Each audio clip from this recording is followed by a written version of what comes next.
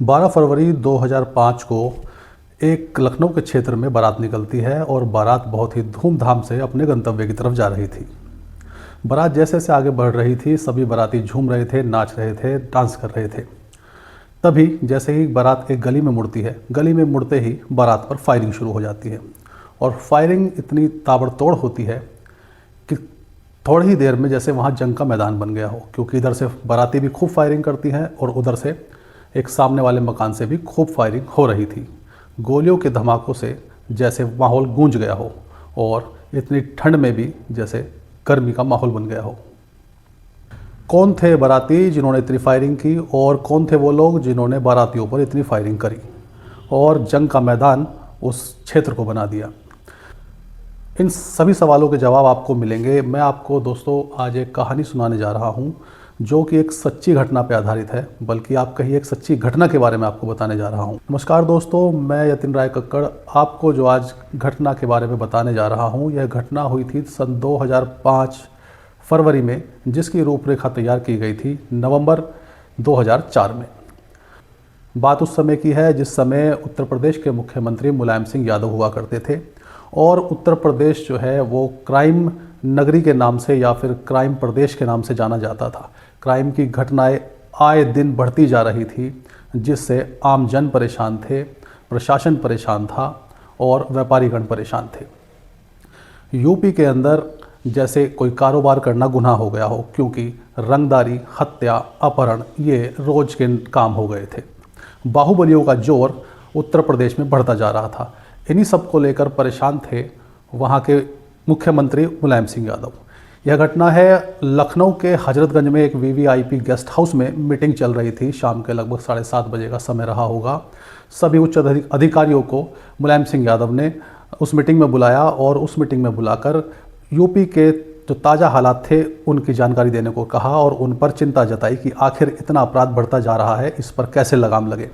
और ये मानिए कि मुलायम सिंह यादव जो उस समय मुख्यमंत्री थे वो इतने गुस्से में थे कि उनकी आवाज़ बाहर खड़ी लाल बत्ती की गाड़ियों के ड्राइवर तक भी पहुंच रही थी, यानी इतना गर्मी का माहौल था।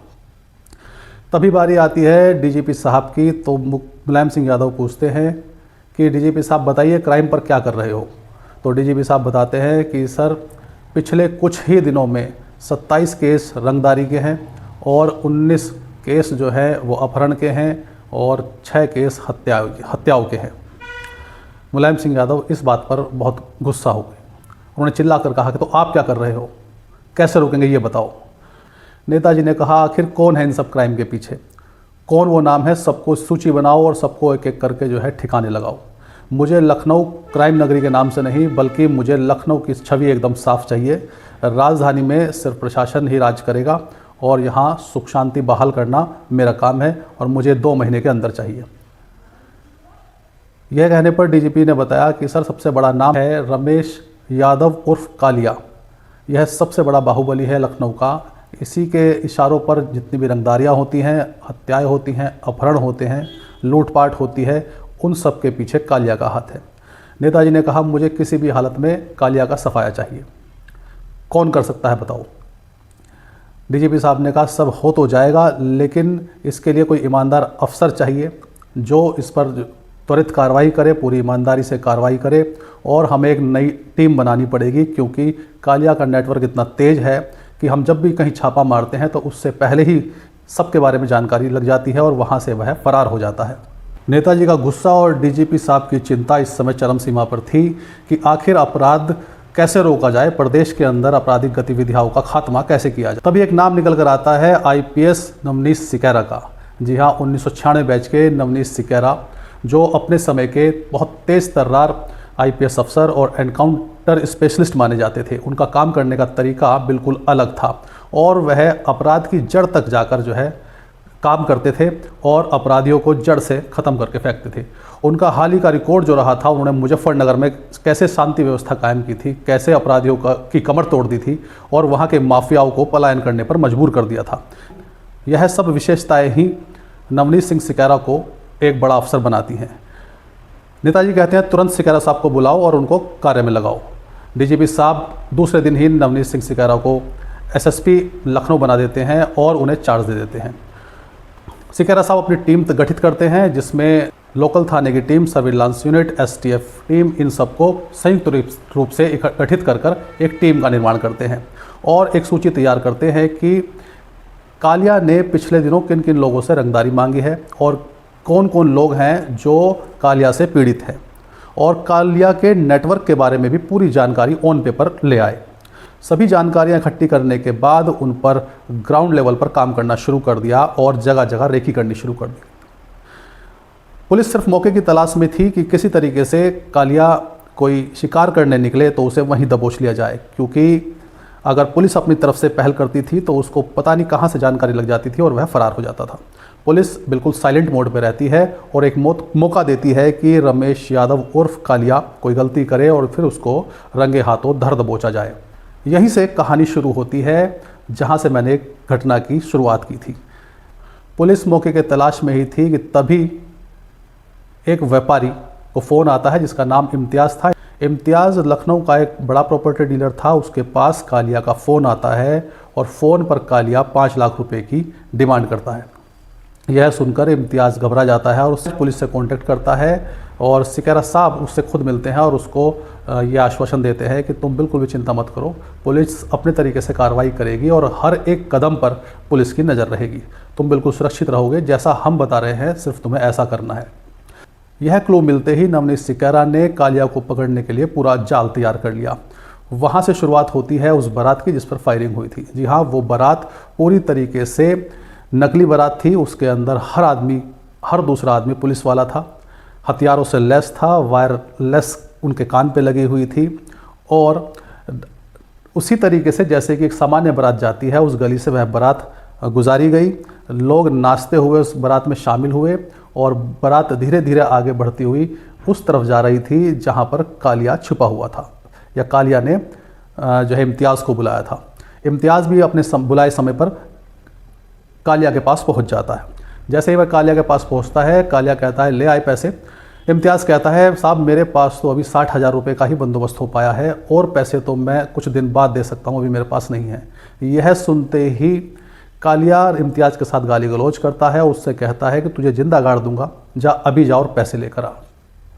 इम्तियाज़ दबे पाँव वापस निकलता है। वापस निकलकर जैसे ही उस मकान से बाहर आता है तो हल्का सा सर झुकाकर इशारा करता है नवनीत सिकेरा को, क्योंकि नवनीत सिकेरा उस पर नज़र गड़ाए हुए थे। बारात अपनी तरफ से निकल रही थी लेकिन उनकी नज़र सीधा जो है इम्तियाज़ पर थी। यह साफ संकेत था कि कालिया अंदर ही है।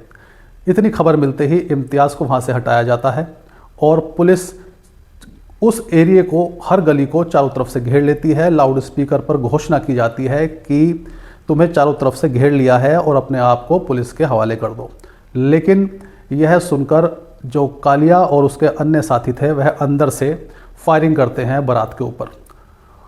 एक गोली पहले मकान से चलती है, एक गोली चलने के बाद ताबड़तोड़ गोलियां जो है वो बारात की तरफ से उस मकान पे चलती हैं, क्योंकि बाराती तो सब पुलिस वाले ही थे, वे तो पूरी ताक में बैठे थे। इधर से भी गोली चल रही थी, उधर से भी गोली चल रही थी, आमने सामने खूब दबा के फायरिंग होती है। कई 100 राउंड फायरिंग हुई और लगभग 20-25 मिनट तक ये फायरिंग चली। जब फायरिंग धीरे धीरे बंद होने लगी तो पुलिस ने धीरे धीरे अंदर जाने का प्रयास किया और अंदर जाकर जब पाया तो कालिया भी ढेर हो चुका था और उसके अन्य साथी भी ढेर हो चुके थे। पूरे घर में, पूरे कमरे में बारूद की गंध फैली हुई थी और दीवारों में सुराख हो चुके थे, जगह जगह के शीशे टूट चुके थे। ऐसा लग रहा था जैसे किसी पिक्चर का सीन हो। यहाँ उस कमरे में उस माफिया का अंत हुआ था, या उस माफिया के भय का अंत हुआ था जिससे पूरा प्रदेश डरा हुआ था, भय के माहौल में था। हर व्यापारी डरा हुआ था, हर कारोबारी डरा हुआ था, आम जन डरा हुआ था। खैर, इतनी बड़ी वारदात को नवनीत सिकेरा ने उस ऑपरेशन को बहुत ही अच्छे से अंजाम दिया और एक बड़े माफिया का अंत किया। अगले दिन अखबारों की सुर्खियों में सिर्फ नवनीत सिंह सिकेरा ही छाए हुए थे और आम जन चैन की सांस ले रहे थे कि हाँ, कोई ऐसा पुलिस वाला आया है, कोई ऐसा अफसर आया है जो माफियाओं को ठिकाने लगाना जानता है, जो अपराध कम कर सकता है राजधानी में। और उधर अन्य गिरोह थे उनके अंदर भी खलबली मच चुकी थी कि अब यूपी के अंदर क्राइम कर पाना, अपराध कर पाना, हत्याएं कर पाना इतना आसान नहीं रहा। तो अन्य गिरोहों ने भी पलायन शुरू कर दिया और जो पुलिस वाले थे उनके अंदर एक गजब का हौसला था, क्योंकि उनका जो कप्तान था वो वाकई में निडर और बहादुर था। दोस्तों, एक छोटी सी घटना, छोटी तो नहीं कहूँगा, ये बहुत बड़ी घटना थी, लेकिन जिस तरीके से इसको अंजाम दिया सुपर कॉप नवनीत सिकैरा ने, जिनकी बहादुरी के किस्से हम पहले भी बहुत सुनते आए हैं। सिर्फ राजधानी ही नहीं, मुजफ्फरनगर ही नहीं, जहाँ जहाँ उनकी पोस्टिंग रही वहाँ वहाँ उन्होंने अपराधियों का खात्मा किया और अपनी बहादुरी के जलवे कायम किए। देश के अंदर ऐसे ही सुपर कॉप की ज़रूरत है। मैं ये नहीं कह रहा कि और ऐसे अफसर नहीं हैं, ऐसे बहुत अफसर हैं हमारी पुलिस प्रशासन में, हमारी फ़ौज में, जो वाकई में ऐसे लोगों को, अपराधियों को ख़त्म करना जानते हैं। लेकिन नवनीत सिंह सिकैरा वाकई में एक बड़ा नाम है। इनकी बहादुरी की जितनी तारीफ़ करी जाए उतनी कम है। वो कहते हैं ना, बहादुर पैदा नहीं होते, वो तो अपने कारनामों से अपने शौर्य की गाथा बयां करते हैं। दोस्तों, ये कहानी अच्छी लगी हो तो चैनल को सब्सक्राइब कीजिएगा, लाइक कीजिएगा। जय हिंद, जय भारत।